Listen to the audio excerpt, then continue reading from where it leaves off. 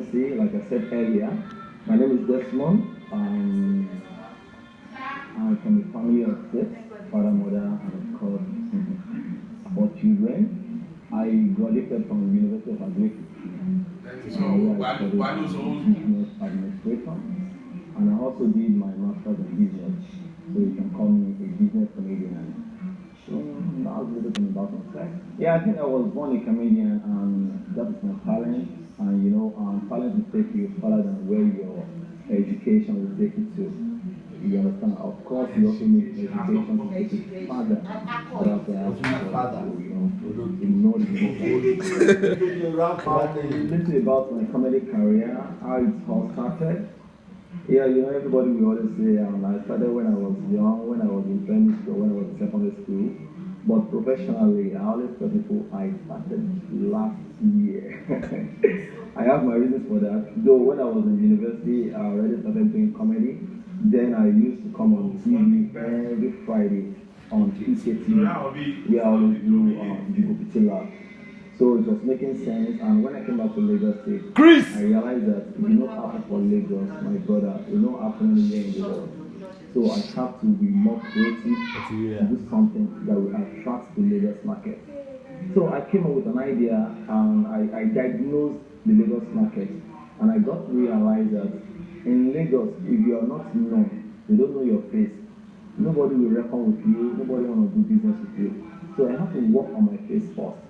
So I came up with an idea with a comedy show, with my TV program. But before the TV program, I decided to shoot some comedy skits, which I gave a lot of promotions. And I think those skits projected me to where I am today. Last year I started dropping them on TV and online, and people started embracing it. People love the comedy skit.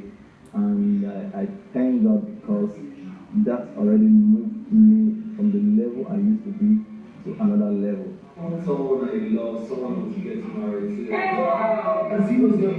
wedding is going to take place in Dubai. His father is senior advocate of this country. So we are going to drink hard for that day. Guess what? Thank God is awake. As I was saying, is her father a senator? Our father is our home. What's her father's favorite meal? I hope that she's able to cook very well. Does our breast still produce milk? Who tell me?